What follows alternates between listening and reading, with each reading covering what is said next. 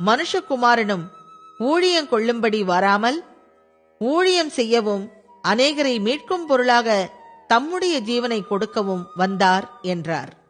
பின்பு அவர்கள் எரிகோவுக்கு வந்தார்கள்.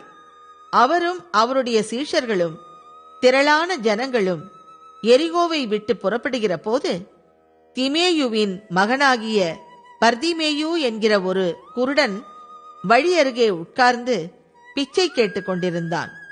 அவன் நசரேயனாகிய இயேசு வருகிறார் என்று கேள்விப்பட்டு, இயேசுவே, தாவீதின் குமாரனே, எனக்கு இரங்கும் என்று கூப்பிடத் தொடங்கினான்.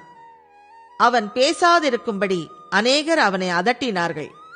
அவனோ, தாவீதின் குமாரனே, எனக்கு இரங்கும் என்று முன்னிலும் அதிகமாய் கூப்பிட்டான். இயேசு நின்று அவனை அழைத்து வரச் சொன்னார். அவர்கள் அந்த குருடனை அழைத்து, திடன்கொள், எழுந்திரு, உன்னை அழைக்கிறார் என்றார்கள்.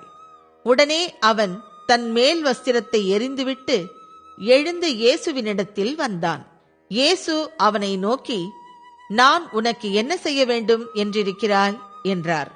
அதற்கு அந்த குருடன், ஆண்டவரே, நான் பார்வையடைய வேண்டும் என்றான்.